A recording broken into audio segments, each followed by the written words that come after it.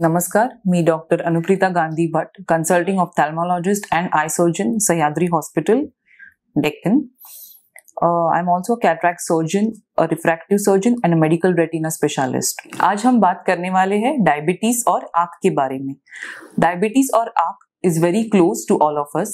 Why ये topic हमने क्यों चूज किया है? क्योंकि ऐसे पाया गया है कि almost 1/10 of the global population, that is 8.8% of the total adult population all over the world is found to have diabetes. और अभी कोविड के कारण डायबिटीज की मात्रा और ज्यादा तरीके से पाई जाती है. इसके कारण हमने ये डिसीज चूज किया है. अभी क्या होता है, जब भी डायबिटीज डायग्नोज होता है तो हमारा पूरा ध्यान ब्लड शुगर लेवल कैसे कंट्रोल में आ जाए उसके ऊपर रहता है. उसके बीच में आंखों की जो निगाहें रखनी चाहिए वो हम नहीं रखते हैं. And then whenever patient come to us, they come at a stage where it has become irreversible. इसके लिए आज हम देखेंगे डायबिटीज और आंख का क्या रिलेशन है. Diabetes affects almost all the organs of the body.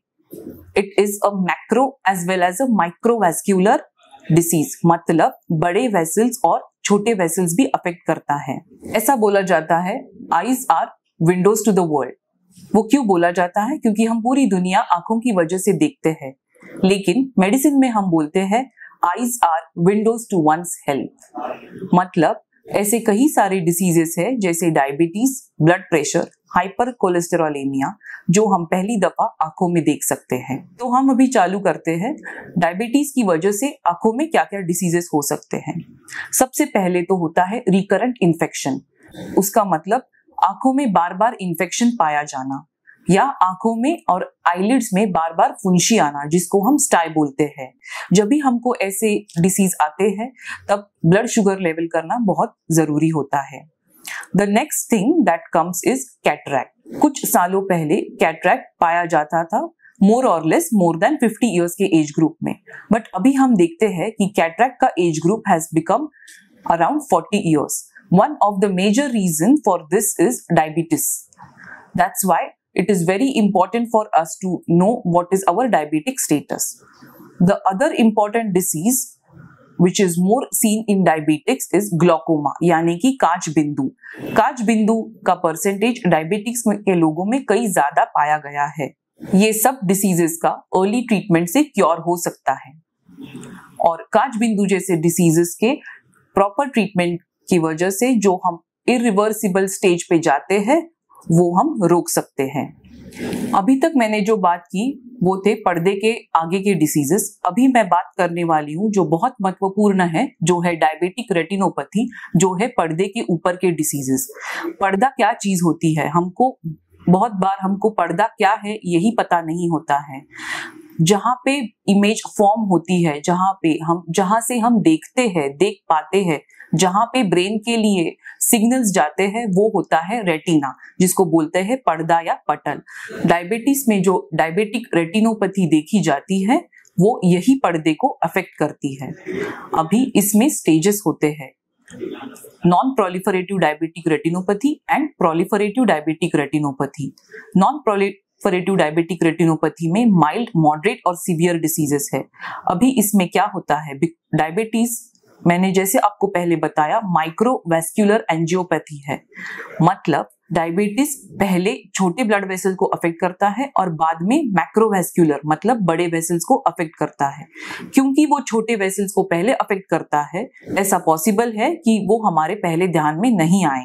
Diabetic retinopathy में माइक्रोवैस्कुलर एंजियोपैथी की वजह से हमारी ब्लड वेसल्स फूटना, उनसे ब्लीडिंग होना, उनसे एक्सुडेशन होना और नई ब्लड वेसल्स फॉर्म होना, ऐसे डिसीजेस हो जाते हैं, जिसके कारण रेटिना पे हेमरेजेस हो सकते हैं, एक्सुडेशंस हो सकता है, सूजन आ सकती है और एंड स्टेज में हमारा पटल छूट सकता है, मतलब रेटिनल डिटैचमेंट हो सकती है. ये सब रेटिना के प्रॉब्लम्स हैं. हमारे रेटिना में एक बहुत ज्यादा महत्वपूर्ण लोकेशन होता है मैक्यूला, जहां से हम कलर विजन, कॉन्ट्रास्ट सेंसिटिविटी और शार्पनेस ऑफ विजन फॉर्म होता है. डायबिटीज की वजह से यही मैक्यूला और फोविया पे सूजन आती है. ये सूजन के कारण ब्लर दिखना, कॉन्ट्रास्ट सेंसिटिविटी कम होना, लाइट टॉलरेट नहीं होना, ऐसे विजुअल डिफेक्ट्स पाए जाते हैं। Non proliferative diabetic retinopathy divide होती है माइल्ड, मॉडरेट और सीवियर में, और उसके बाद आती है प्रोलिफरेटिव डायबिटिक रेटिनोपैथी, वो डिवाइड होती है high risk and non high risk categories में।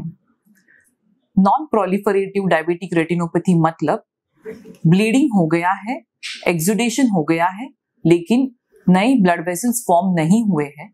प्रोलिफरेटिव डायबिटिक रेटिनोपैथी मतलब नए ब्लड वेसल्स फॉर्म हो गए हैं। इसी के साथ साथ और एक कैटेगरी भी होती है जिसको बोलते हैं सिस्टॉइड मैक्यूलर एडिमा और क्लिनिकली सिग्निफिकेंट मैक्यूलर एडिमा। मतलब जो मैंने आपको पहले बताया कि मैक्यूला जो बहुत महत्वपूर्ण पार्ट होता है रेटिना के ऊपर, उसकी सूजन। The severity of diabetic retinopathy depends on the duration of the disease, the glycemic control, associated diseases like hypertension and hypercholesterolemia। इसके कारण जैसे डायबिटीज डायग्नोज होता है, स्टेज 0 पे फंडोस्कोपी करना मतलब पुतली फैला के रेटिना स्पेशलिस्ट के पास जाके रेटिना दिखाना बहुत जरूरी होता है।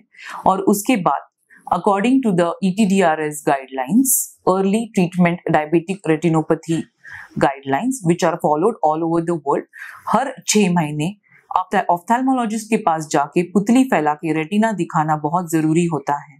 अभी ऑफ्थेल्मोलॉजिस्ट और रेटिना स्पेशलिस्ट आपकी आंखों में क्या देखेगा? पुतली फैला के पीछे का पर्दा देख के कौन से स्टेज में डायबिटिक रेटिनोपैथी है या नहीं है, और अगर है तो कौन से स्टेज में है, ये देखा जाएगा। अगर ऐसे स्टेज है जहां पे ट्रीटमेंट रिक्वायर्ड है तो वो ट्रीटमेंट दी जाएगी। अगर आपके ऑफ्थेल्मोलॉजिस्ट और मेडिकल रेटिना स्पेशलिस्ट आपकी फंडोस्कोपी करते हैं और उनको कुछ डाउटफुल लीजन्स पाए जाते हैं, तो वो आपको OCT मतलब ऑप्टिकल कोहेरेंस टोमोग्राफी, ये नाम की टेस्ट बता सकते हैं। ये टेस्ट से आपके मैक्यूला पे कितनी सूजन है और सूजन की डिग्री कितनी है, ये बता सकते हैं। दूसरी वाली टेस्ट होती है fundus fluorescein angiography. Fundus fluorescein angiography जरूरी होती है non proliferative to proliferative diabetic retinopathy में डिफरेंशिएट करने के लिए। ये एंजियोग्राफी से नए ब्लड वेसल्स फॉर्म हुए हैं, अगर ऐसे पता चलता है तो उसकी ट्रीटमेंट अलग होती है। अभी हम जाते हैं ट्रीटमेंट की तरफ। अगर जैसे मैंने बताया OCT ऑप्टिकल कोहेरेंस टोमोग्राफी में पाया जाता है कि मैक्यूला पे सूजन है, तो उसका ट्रीटमेंट होता है इंट्राविट्रियल इंजेक्शंस। अभी मार्केट में डिफरेंट इंट्राविट्रियल मॉलिक्यूल्स अवेलेबल है। हर एक मॉलिक्यूल का काम अलग अंश से होता है या अलग डिग्री से होता है। ये इंजेक्शंस आंख के अंदर लगवाते हैं अंडर स्टेराइल कंडीशंस। ये इंजेक्शंस के बारे में जो रिसर्च किया गया है वो कम से कम 6 to 12 इंजेक्शंस के बारे में किया गया है। इसके लिए 1 या 2 इंजेक्शन के बाद सूजन जाएगी ऐसा हम नहीं मान सकते हैं। We might require more than 2 injections. Injections कितने लगेंगे ये डॉक्टर आपका कंडीशन देख के और आपकी रिपीट OCT करके बता सकते हैं। दूसरा जो ट्रीटमेंट का पार्ट होता है वो होता है लेजर, जिसको बोलते हैं पैन रेटिनल फोटोकोएगुलेशन। अगर आप PDR स्टेज में है मतलब प्रोलिफरेटिव डायबिटिक रेटिनोपैथी जिसमें कि नए वेसल्स पाए गए हैं, तो डॉक्टर आपको लेजर करने के लिए बताएंगे। ये लेजर के 3 से 4 सिटिंग्स होते हैं जिसमें हम नए ब्लड वेसल्स को लेजर कर देते हैं। ये कोई क्यूरेटिव ट्रीटमेंट नहीं है, ये ट्रीटमेंट इसके लिए है कि यही न्यू ब्लड वेसल्स और फाइब्रोसिस होके रेटिना डिटैच ना करे। ये लेजर की जो ट्रीटमेंट है वो विजन इंप्रूवमेंट के लिए नहीं है, वो विजन डिटीरियोरेशन रुकाने के लिए है। The take home message here is early diagnosis and treatment. Nowadays we see diabetes is also seen in younger age group. Hence, early diagnosis with the ophthalmologist by doing fundoscopy is very important. Once it is diagnosed, go for appropriate treatment. If required, go for intravitreal injections. If required, go for lasers. Do not postpone the treatment till it goes to an unreversible stage. If you have any doubts about this topic, please write us in the comment box. We will get back to you. Thank you.